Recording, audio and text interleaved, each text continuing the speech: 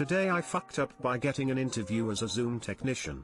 Couldn't get my camera to work during interview via Zoom. I'm a techie with a brand new laptop with 2 screens, and an i9 processor. My dream laptop. This thing is a monster. During my Zoom interview to be a Zoom technician, I couldn't get my webcam to work. I'm positive the guy could hear me clicking through my privacy settings and drivers, trying to figure this thing out. I was all over Google, looking up troubleshooting methods and other ways to refresh the privacy settings. The laptop kept saying that the webcam was on, and in use by Zoom. Diagnostics determined that nothing was wrong. I couldn't even focus on WTF he was saying. I kept asking questions that he literally answered seconds before. 2 seconds after the interview, I open all other apps that use the webcam. Nothing works. I Google Asus ZenBook Pro Duo webcam not working and I find an image of the F10 button, which doubles as a camera deactivation button. I'm going to cry laugh. This was such a hilarious dodo mistake, but I really needed this job. Too long didn't read. I thought my camera had a technical issue during Zoom interview, but I had just accidentally hit F10, deactivating my camera. Never got the thing to turn back on. Why did you not test out the camera prior to the interview to make sure everything worked properly? I made sure I had the latest version of Zoom, watched 10+ Zoom tutorials on YouTube, and even scheduled a test meeting. Did not test my camera. The laptop is brand new. I didn't imagine it would ever need testing or troubleshooting. If I had only Googled Asus webcam not working instead of Zoom webcam not working, omg. On the bright side, the person on the other end probably has to commend you on your on-the-spot troubleshooting skills. Haha. Spent way too long on one of my pieces. If you double tap the touchpad it deactivates it. I apparently couldn't see the very tiny light in the corner. Spent way too much time trying to get it back working. Lol. Can you call it troubleshooting skills, when I didn't fix the issue? I literally sent him an email 2 minutes after the interview explaining what went wrong. Typed the whole thing with my forehead.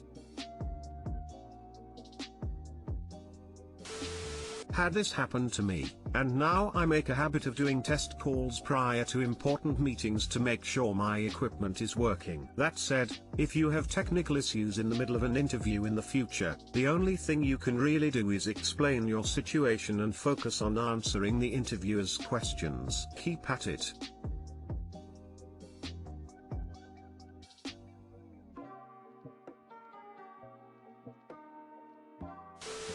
Can you tell us if you got the job? Lol, I will keep you updated.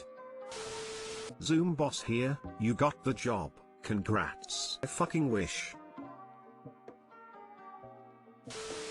Today I fucked up by staying loyal to my employer. So this climax today, but it has ties all the way back to 2013. Since I entered the workforce after high school, I've been bad about switching jobs once I got bored with what I was doing or always chasing a bigger check, which ultimately leads to me hating the job and getting bored, thus leaving. In June of 2018 I took a sales job, and since it was a decent paying job involving little effort, I decided to stick it out and see how long I could last.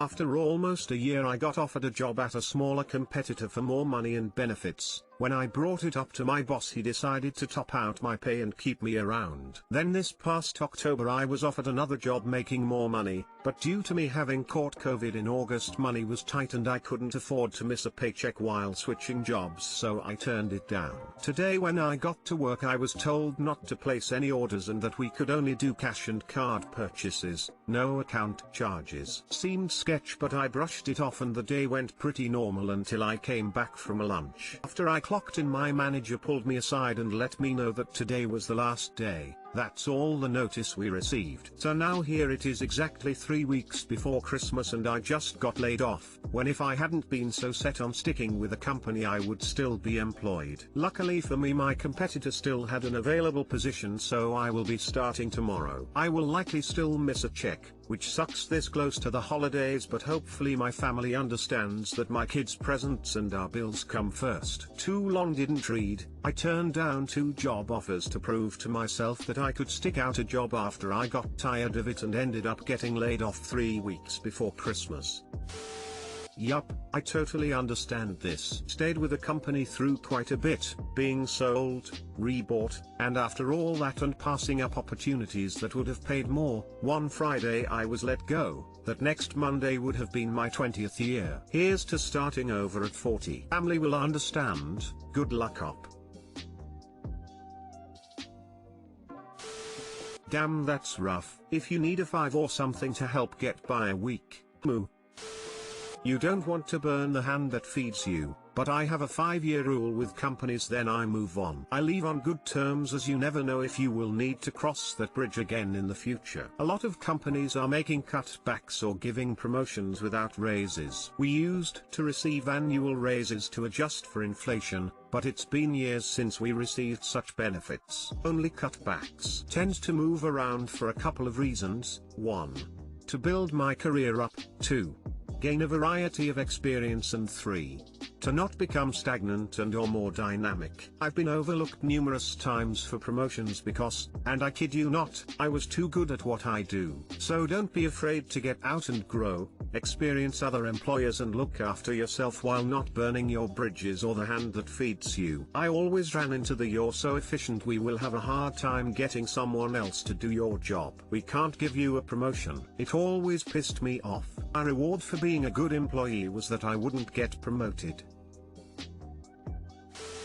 Trust me unless you run your own business. Never trust your employer. Most times they just in it for themselves to make money and don't give a shit about their staff. When I started, the owner painted this grand picture of it being a booming company and that in 5 years' time I could be running the place. Since I was the only employee there under 60, I should have looked around and read the writing on the wall that the place was dying with the owner, but I'm hard-headed.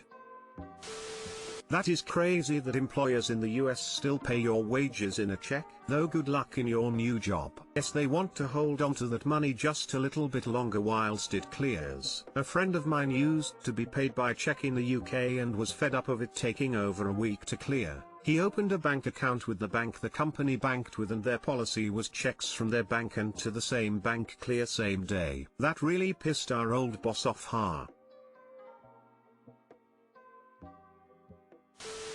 Today I fucked up by not realizing what 3 means. Too long didn't read, at the end. This isn't a super bad foo or anything, but I just thought I'd share it here. For a bit of backstory, I'm very into maths. It's my main subject and I specialize pretty heavily in it, and today I'd already been doing maths for 7 hours at the time of this conversation, 6 hours learning and doing questions, 1 hour because I tutor maths after school as well. So just bear in mind that I was already exhausted at this point, Lamau. So today me and this girl were having a conversation and she knows I'm obsessed with maths, so she gave me an equation to solve, so I did, and the solution was I3U. So obviously, me being me, I replied with I3U, to which she responded to "do you not get it?" And so obviously, being a normal person, I was like, "does I refer to the complex number I, since you never specified otherwise?" And she's like, "No.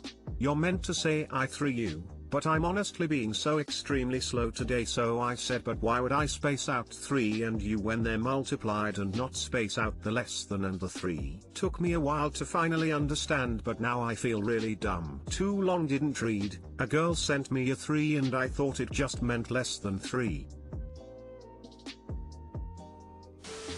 I never knew what this meant for the longest time. I always thought it looked like a sideways ball sack. I knew it wasn't that, but didn't bother figuring it out until years later. Anyone who reads this will forever see the ball sack. You're welcome, Reddit. I can confirm I will see the ball sack. Did you go ask the girl out then? Not yet, smile. WOW. Not like I wouldn't do something similar, but wow, I'm pretty weird. But not in the like "oh that's cute he's quirky" way, just weird. For example, I sometimes feel emotions for numbers, like I feel bad if I do 3 to 5 because it feels like I'm taking away the little that 3 already had and making him worse. So yeah, I'm not very used to girls saying stuff like that. Nerd life problems are real. I can actually surprisingly be occasionally charming, just today is definitely not one of those days. Well, you could also say that, I3U squared.